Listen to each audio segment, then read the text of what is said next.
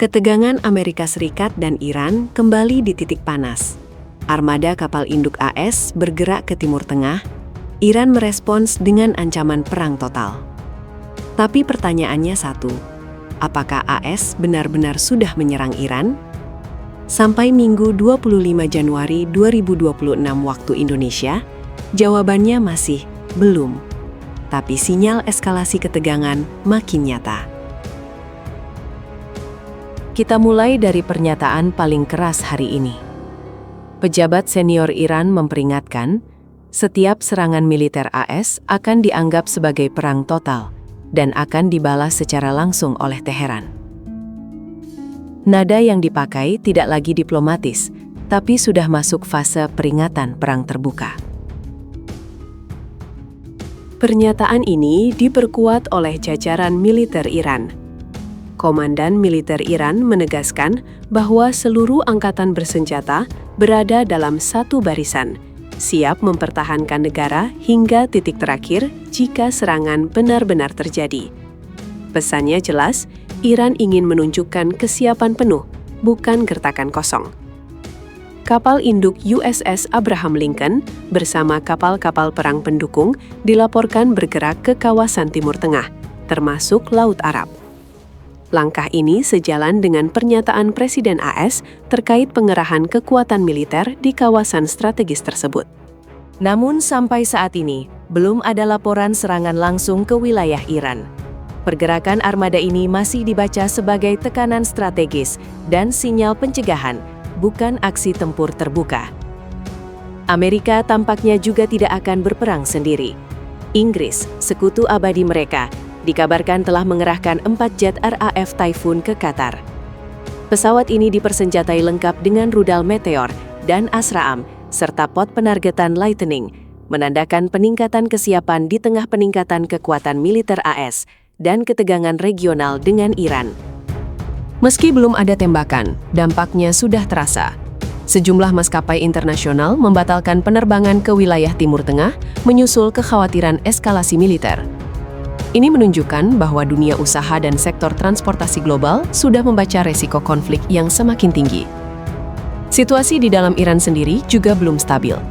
Gelombang protes dan kerusuhan dilaporkan masih berlanjut dengan jumlah korban tewas yang menembus ribuan orang. Kondisi ini memperumit situasi politik dan keamanan domestik Iran di tengah tekanan eksternal. Iran juga mengklaim adanya keterlibatan intelijen asing termasuk AS dan Israel di balik kerusuhan tersebut. Klaim ini dibantah pihak luar dan hingga kini belum diverifikasi secara independen, namun tetap menjadi bagian dari narasi resmi Teheran. Selain itu, konflik Amerika dengan Iran juga berpotensi terganggunya lalu lintas minyak di Selat Hormuz. Setiap hari, puluhan juta barel minyak dunia lewat di sini. Dan saat konflik Iran-Israel memanas, saat pertanyaan langsung bikin pasar global tegang. Apakah Selat Hormuz akan ditutup? Selat Hormuz adalah salah satu jalur energi paling strategis di dunia. Data menunjukkan sekitar 20 juta barel minyak per hari melewati selat ini. Angka itu setara dengan sekitar 20% konsumsi minyak global.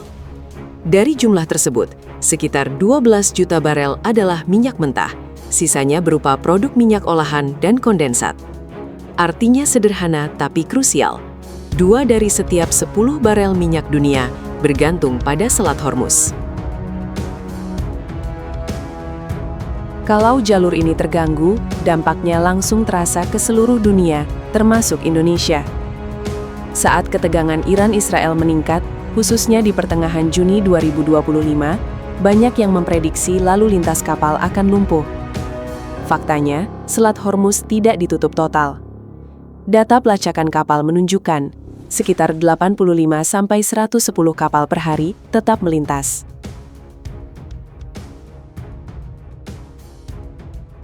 Angka ini memang sedikit turun dibanding kondisi normal, namun jalur pelayaran tetap beroperasi.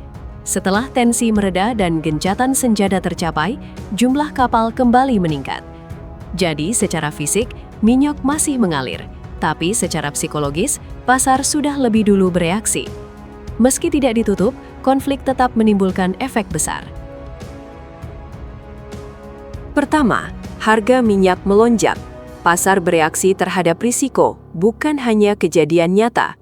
Ketakutan akan penutupan Selat Hormuz cukup untuk mendorong harga naik. Kedua, biaya pengiriman ikut meningkat. Premi asuransi kapal naik karena risiko perang. Artinya, ongkos logistik minyak jadi lebih mahal. Ketiga, risiko navigasi makin tinggi. Gangguan GPS dan ancaman keamanan membuat pelayaran lebih berhati-hati. Sebagian kapal mengambil langkah pengamanan ekstra, meski tetap lewat jalur yang sama. Isu Selat Hormuz bukan cuma urusan geopolitik Timur Tengah. Dampaknya bisa merembet ke harga BBM, inflasi, biaya transportasi, harga barang kebutuhan sehari-hari.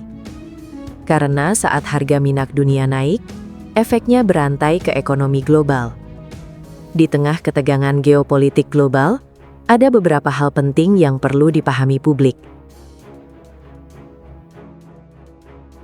Harga energi global sangat sensitif terhadap isu keamanan, bahkan sebelum gangguan benar-benar terjadi.